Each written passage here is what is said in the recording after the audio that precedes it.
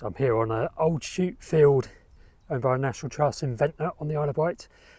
Just going to give a very brief backstory because I'm conscious I've not really given my background to viewers on this channel. So it's my hometown, Ventnor. I kind of grew up, some of my formative years were in southeast London, believe it or not. It's probably quite obvious from my Cockney accent. So formative years in kind of Blackheath, Kidbrooke. Completely failed all my GCSEs because I went fox watching every night. I was totally addicted to nature back in those days, as I am now. Failed my GCSEs because of the fox watching, and got stomach ulcers because I was quite stressed when I was young, which meant I lost lots of schooling anyway. And then managed to land a job. I was campaigning, working on the River Quaggy flood alleviation scheme in South London for a while as a campaigner, and the National Rivers Authority back then employed me. They took pity on me and employed me as a community liaison officer to try and promote a wildlife friendly flood alleviation scheme that I was kind of campaigning in favour of. So I kind of moved from a campaigner in the local community to being employed by the National Rivers Authority, that then became the Environment Agency, employed to promote and try and persuade the local community that the wildlife friendly flood alleviation option was a better option. Won the day, won the argument. That was my first job really in nature conservation. I did work for a little while as an apprentice for the Royal Parks, as a horticultural apprentice for the Royal Parks in St James's Park and Greenwich Park. That didn't last very long because Michael Heseltine privatised the Royal Parks at the time, and yeah, maybe later than that, I can't remember. My memory's terrible now, I'm that old. And then I landed a job back on the Isle of Wight as East Yar Project Manager, East Yar River Restoration Project Manager, which entailed planning river restoration works on the Eastern Yar and advising, working with farmers on things they could do for wildlife. Hello, just sat on my favourite bench here.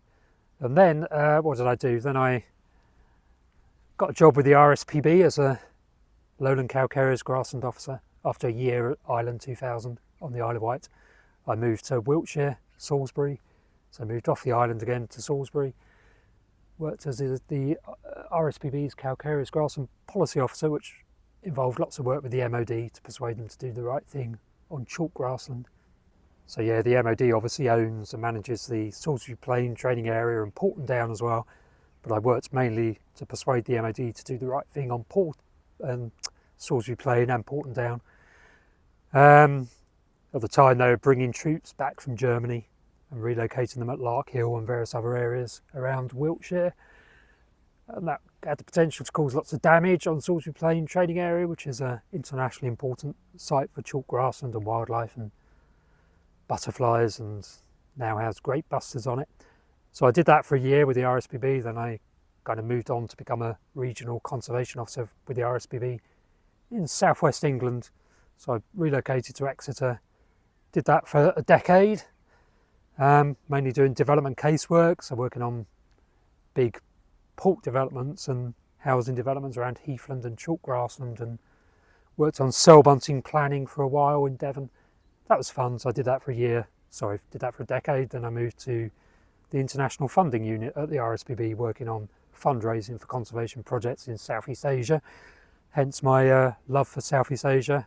Went part-time and did a Master's MSc at University of East Anglia. I was living in Norwich at the time.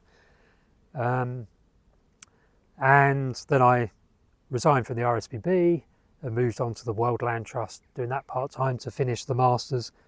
World Land Trust was based in Suffolk and the commute was a lot less. So that was all good. Worked on the Tropical Andes and conservation projects in the Tropical Andes at that time for a couple of years at the World Land Trust. And it's around about that stage when I was doing the Masters that I moved out to Cambodia to do some work on a PhD, some field work, collecting data on tiger prey availability sort of stuff. Transferred over to, well, I was collaborating with Smithsonian, transferred over to Exeter University. And then it's at that point I decided to go completely independent and it was around about 2018, I suppose. Well, that's when I moved into the van. 2018, decided to go fully independent. Did some part-time work actually for Plant Life International, managing a project in the Balkans and Turkey, community-based wildflower conservation projects in internationally important plant areas in Macedonia, Montenegro, Croatia, Albania, is it, and around Lake Prespa, and in Turkey. Then I worked a little bit part-time again for Bug Life on freshwater projects, and then I did go fully independent, and that's when I moved into the van. Decided to, when I was down at Exeter University, decided to start writing books, nature books. 2019, 20, 2021, I ran out of money, so I need to find some more work. So I worked for Hampshire and Isle of Wight Wildlife Trust. I kind of initiated a project looking at the feasibility of reintroducing red-billed choughs and cell buntings to the Isle of Wight. So I did that for a couple of years, the feasibility study work, and working with farmers to get the habitat sorted out for those two species. And the RSPB in Natural England employed me to look at redback shrike reintroduction to Sussex, around the Knepp estate in particular. So I did that. And since then I've been fully independent. So basically I'm writing books, obviously doing some YouTubing, going to be doing course creation, and that is my backstory basically. And now I'm back on the Isle of Wight at the moment, but in terms of the future, so the plan is to become fully independent digital nomad. Struggling financially at the moment, but that was completely expected, because that's what you do when you're building up your own kind of sole trader type, self-employed type businesses, which is what the writing and YouTube channel is, and the course creation I'm going to be doing. Course creation around nature and location independent living, and independently publishing books, which I'm doing. So that is my backstory. I hope that was interesting.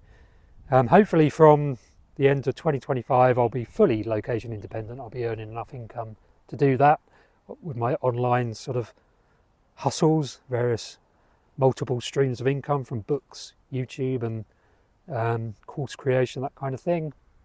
And I will live in Southeast Asia over the winter and the tropical Andes probably. I'll move around. I'll be probably nomadic and back probably in the UK in summer.